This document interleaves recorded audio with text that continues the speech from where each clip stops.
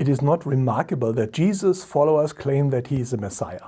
A lot of followers say that about their teacher. Messiahs are a dime a dozen at the time. The remarkable thing is that a few years after Jesus' death, there are churches all over the empire. The faith in this particular Messiah spreads like wildfire. More after this.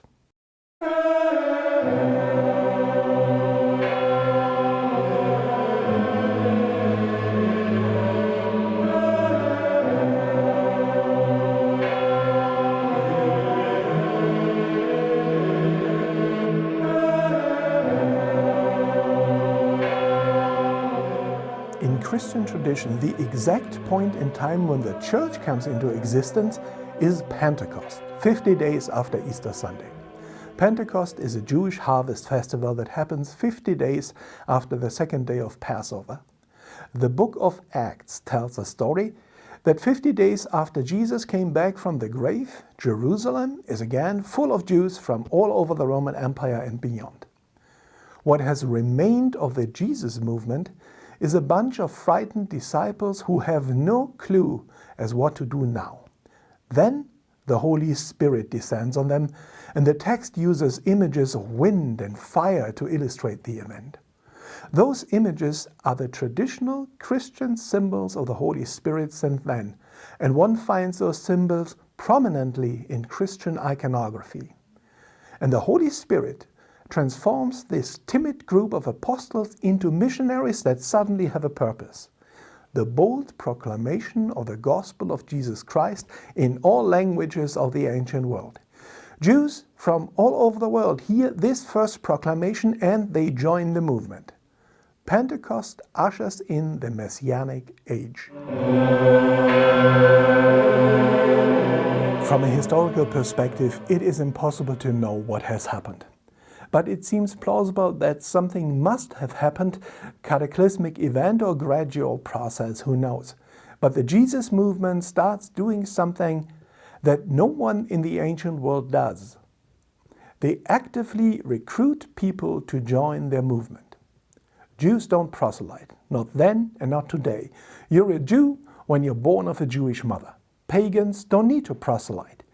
You worship some gods, and when you want, you simply start worshipping some more. Their gods do not demand your exclusive devotion. In just a decade after the death of Jesus, Christian communities pop up all over the empire and even beyond. One of the major centers of Christianity in antiquity is the city of Rome, the capital of the Roman Empire. Remarkably, Rome has remained the center of especially the Roman Catholic world to this very day. Rome is unique in this status because Rome is the only major Christian center of antiquity that has survived. For centuries, Antioch and Alexandria vied for this position, but today they are Muslim cities whose Christian presence is tiny. How exactly the Christian movement came to Rome is unknown.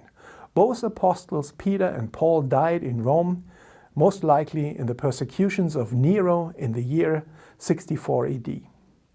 But when they came to Rome, several Christian churches already existed.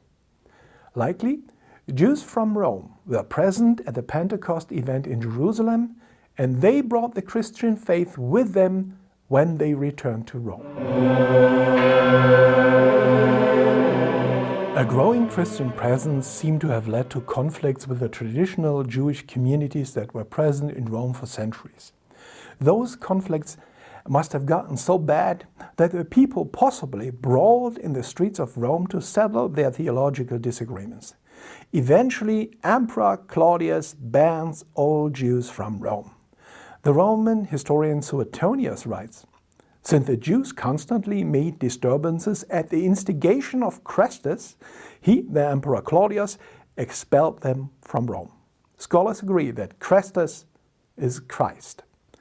That indicates that the Christians in Rome are not just a few individuals, but that their number must have been so large so that their public conflicts were able to annoy the emperor so much that he kicks them all out, Jews and Christians alike. This expulsion happened somewhere around 10 to 15 years after Christ's death. The expulsion also finds a reflection in the book of Acts, where Paul teams up with Prisca and Aquila, two Christians who were expelled from Rome. It is remarkable that Prisca or Priscilla is referenced first when the text of the Bible talks about the couple. It seems likely to many scholars that she is of senatorial origin.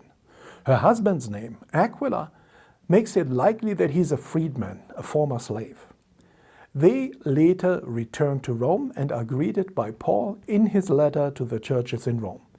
Tradition believes that she is connected to the senatorial family of the Acilii Glabriones, whose burial place is in the catacomb of Priscilla on the Via Salaria in Rome. Tradition has it that Prisca is also buried there.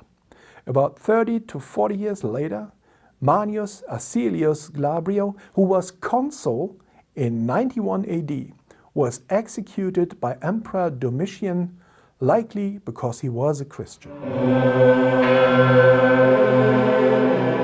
This mismatched marriage of Prisca and Aquila points to the Christian faith having a corrosive effect on ancient Roman morals. It undermines the strict social hierarchies that are the cornerstones on which the empire rests.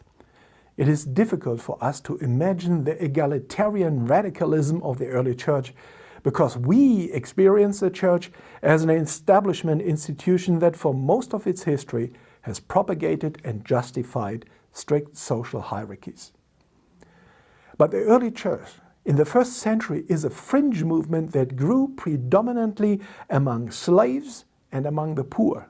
Prisca is therefore not a typical Christian. Her husband, Aquila, a former slave, is. It might have been meaningful to those people that the new faith recognizes them as having value in the eyes of God, while the society in which they live deems them utterly inconsequential and expendable. This peculiar Christian attitude toward the inherent worth of the individual is a new way to think about what it means to be human. It is a kernel on which modern individualism rests. Thanks for watching. Please like and subscribe, and I see you in the next video.